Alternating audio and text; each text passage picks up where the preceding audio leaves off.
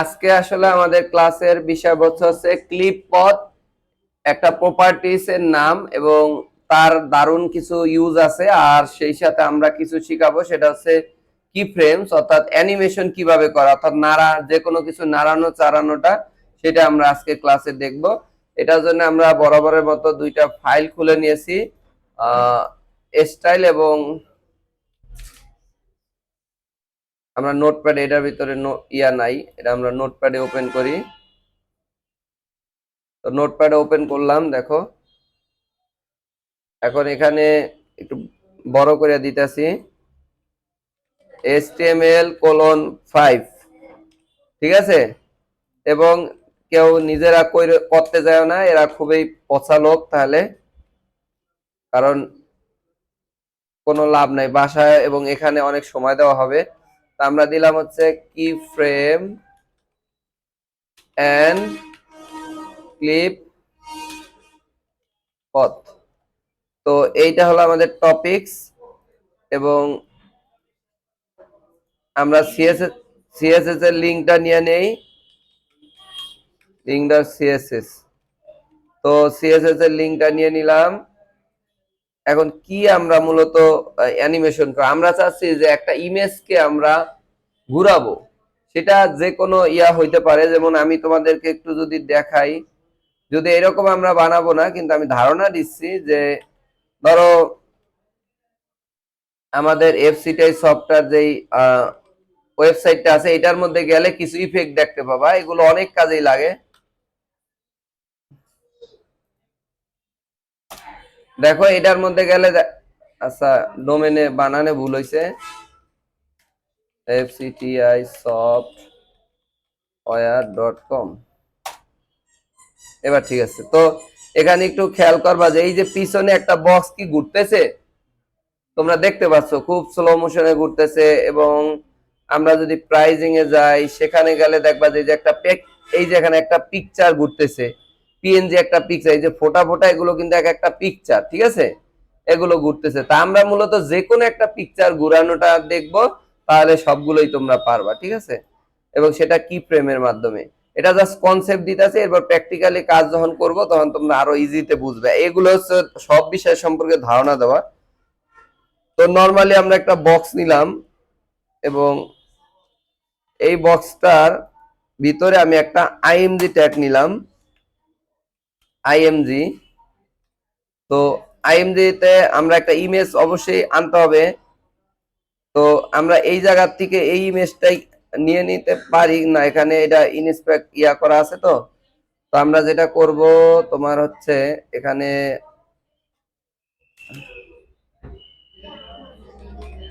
Bill Gates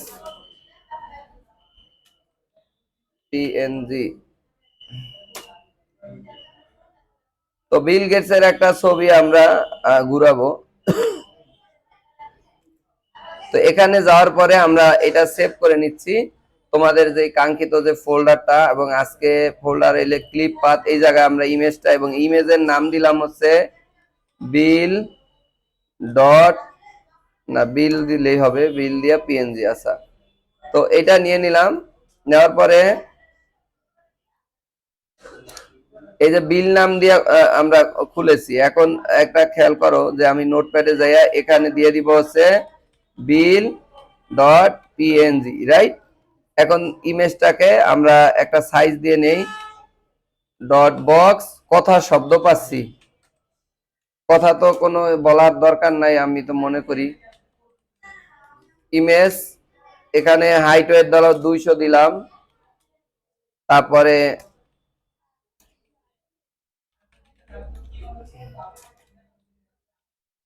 ঠিক আছে। তো এইটা দিলাম ভাইয়া, দেওয়ার পরে আমাদের ইমেজের কিন্তু একটা সাইজ চলে আসবে। এখন যদি আমরা একটু রান করে দেখি, আমাদের এই জায়গা থেকে রান করি, দেখো কি আসে, আসছে। আচ্ছা, গুড।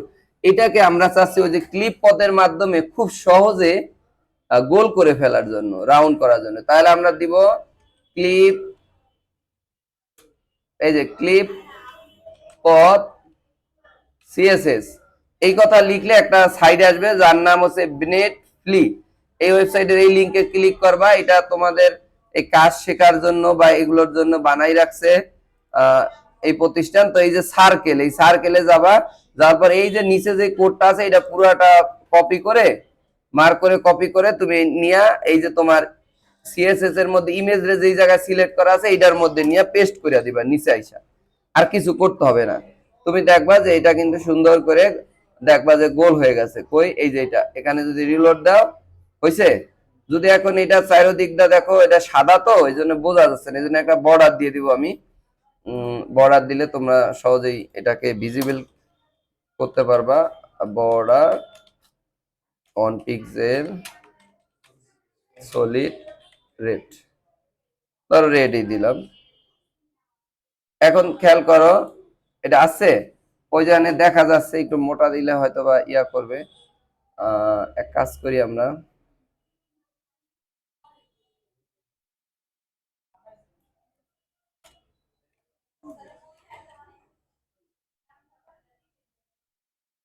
ওকে। তো এখন এইটার তো বৃত্ত বানাইলা, এখন কেউ চিন্তা করো যদি আমরা স্টার বানাইতে চাই, তাহলে এই যে স্টার আছে দেখছো, তো এখানে ক্লিক করে এইটাকে আমরা ওই একই জায়গায় পেস্ট করে দিব। ওইটার পরিবর্তে এইটার পরিবর্তে ওইটা বসাই দাও। এগুলাই কোনোটা তোমাদের মুখস্থ করা লাগবে না, জাস্ট কিভাবে বানাইলাম এটা বুঝলেই হবে। আচ্ছা আচ্ছা, এখন দেখো বলো তো এইরকম কেন আসলো? কারণ এই ইমেজটা সাদা হয়ে গেছে, এই অংশ দেখা যাচ্ছে না, এই জন্য কষ্ট করে আমাদের এই ইমেজটা চেঞ্জ করতে হবে। তো না না আমার না ব্যাকগ্রাউন্ডের জন্য বলছি ব্যাকগ্রাউন্ড নাই, কিন্তু আমরা ওই ইমেজটা নিচ্ছি না, ন্যাচারাল।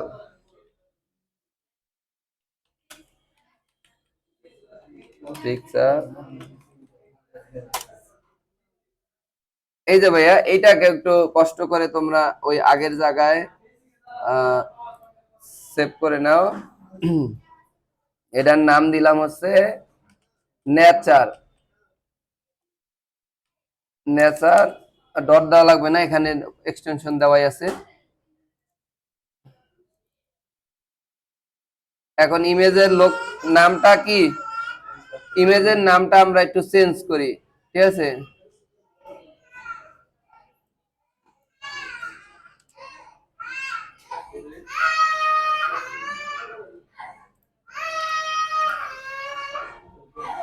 আচ্ছা এখানে দিলাম হচ্ছে নেচার ডট পিএনজি জেপিজি। আচ্ছা আচ্ছা ফাইন। আচ্ছা নেচার জেপিজি।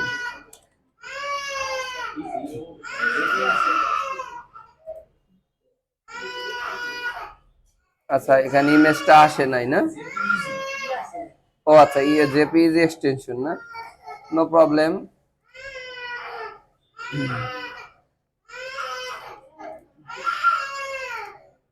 আচ্ছা তাহলে এখন আমরা এইরকম একটা ক্লিপ, পর্দা, স্টার, বৃত্ত এবং মন মতো যে কোনো কিছু তোমরা বানাইতে পারবা। এই যে নিচে লেখা আছে কাস্টম, এখানে এই যে খালি ক্লিক দিবা, এখানে ক্লিক দিবা, ক্লিক দিবা, যে কোনো একটা স্টাইল তোমরা কিন্তু বানাতে পারো, যে কোনো এগুলোকে টেনেও তুমি এরকম করে নিতে পারো, ঠিক আছে? কোনো অসুবিধা নাই, যেই রকম মন চায় সেরকম বানাতে পারো, নিয়ে এই কোডটা দিয়ে দিবা। ওইটা আমরা দেখাচ্ছি না, আমরা সরাসরি এটাকে কিভাবে ঘুরানো যায় এটা খালি ঘুরতেই থাকবে। তো এরকম করতে গেলে আমাদের যে কাজটা করতে হবে, এখন আর এই জায়গায় কোনো কাজ নেই, এখন কারে ঘুরাবো, ইমেজ রে। তাহলে ইমেজের মধ্যে আমরা প্রথমে নিব অ্যানিমেশন হাইপেন নেম। অ্যানিমেশন নেমের নাম দিবা, যে কোনো নাম দিতে পারো। তা আমি দিলাম হচ্ছে যেহেতু ঘুরাবো এই জন্য নাম দিলাম রাউন্ড, বা দিলাম স্টার রাউন্ড, বা স্টারই দিলাম, আর কিছু দিলাম না। এবং এবং অ্যানিমেশন ডিউরেশন, ডিউরেশন হচ্ছে দিলাম অন এস। এবং আমরা বললাম animation, animation iteration hyphen count. Animation ও ইটারেশন, এটা এই যে, তো এই হচ্ছে অ্যানিমেশন ইটারেশন কাউন্ট হচ্ছে ইনফিনিটি। কি হবে এটা? আমি 10 বার 5 বার এরকম করে দিতে পারে। আর ইনফিনিটি আমি যদি দেই হলো 2 বার, তার মানে 2 বার ঘুরিয়া চলে আসবে। আর একটা আছে animation hyphen timing hyphen function. তো এখানে দিলাম হচ্ছে আমরা দিতে পারি লিনিয়ার লিনিয়ার এইটা দিলাম। এবং এই যে যে আমি নাম নিয়েছি, এখন এটা তো ঘুরাইতে হবে, তাহলে আমাদের @ কি ফ্রেম নিতে হবে। কি ফ্রেম দিয়ে আমার ওই যে স্টার নাম দিছি না, ওই স্টার নামটা দিয়ে দিতে হবে। এরপর কার্লি ব্র্যাকেটের মধ্যে কত থেকে শুরু হবে, 0% থেকে শুরু হইয়া, আমি যদি দেই 0% থেকে শুরু হইয়া কি করবে, ধরেন 0% থেকে কতটুকু ঘুরবে, তা আমাদের ট্রান্সফর শিখাইছিলাম না, মনে আছে না? রোটেট ট্রান্সফর্ম ট্রান্সফর্ম দিয়ে আমি এনে দিলাম রোটেট রোটেট দিয়ে আমি এখানে এটার মধ্যে দিলাম 0 ডিগ্রি, মানে 0-তে থাকবে 0 ডিগ্রি। আর হচ্ছে 100%-এ যখন সে চলে যাবে 100, এইরকম 100% দিয়ে আমরা যদি এইভাবে কার্লি ব্র্যাকেট দিয়া এই ট্রান্সফার কোডটাই নিয়ে নিব, শুধু এই জায়গায় দিয়ে দিব 360 ডিগ্রি। তো এখানে যেহেতু 360 ডিগ্রিতে সে ঘুরতে থাকবে।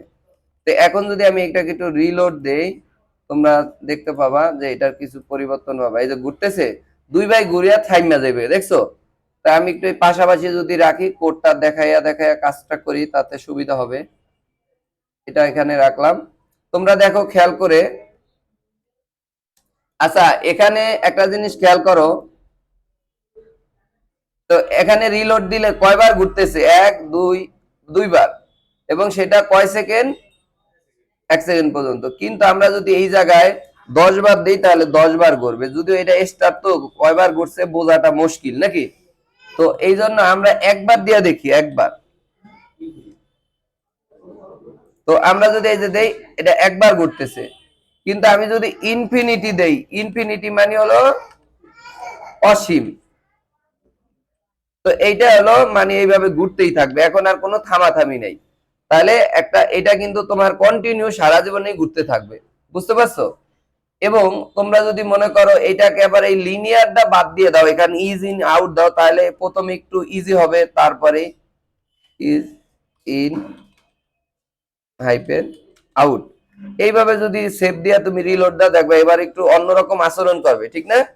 প্রথমে একটু স্পিড মানে সোলো, তারপর স্পিড, এইভাবে করছে। কিন্তু এগুলো অনেক বিষয় আছে, আরো কিউবিক বেজার আছে, কিন্তু আমরা হলো লিনিয়ার। লিনিয়ার মানে সমান গতিতে সমান তালে একইভাবে থাকবে, মানে সম সিস্টেমে থাকবে, সরল পথ যেটাকে বলা হয় সরল পথ।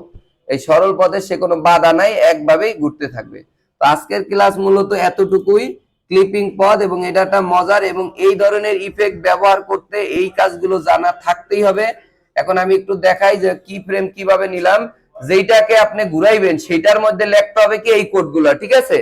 এই যে অ্যানিমেশন নেমটা লিখতে হবে, অ্যানিমেশন ডিউরেশন কয় সেকেন্ড পর্যন্ত ঘুরবে সেটা, এবং অ্যানিমেশন ইটারেশন কাউন্ট মানে কতবার ঘুরবে, এখানে আমরা ইনফিনিটি দিলে আনলিমিটেড অনবরত। আর অ্যানিমেশন টাইমিং ফাংশন কতটা স্টেপে ঘুরবে, তা আমরা চাইছি লিনিয়ার মানে একই গতিতে সমান তালে ঘুরবে। আর যেই জায়গায় মূলত এই যে অ্যানিমেশন নামটা এখানে ইনক্লুড করতে হবে, সেটা হলো @keyframes। এইটা লেখা 0% বলতে মানে ওই কাজটা সম্পূর্ণ ধরি মনে করি 100%, নাকি? তাই 0 তাইসা সে হলো 0 ডিগ্রি ঘুরবে, মানে কোনো ঘুরবে না। কিন্তু 100-তে যখন যাইবে তখন সে কাজটা 360 ডিগ্রি করবে। তো এইভাবে সে ঘুরতেই থাকবে, ঠিক আছে? তো থ্যাংক ইউ।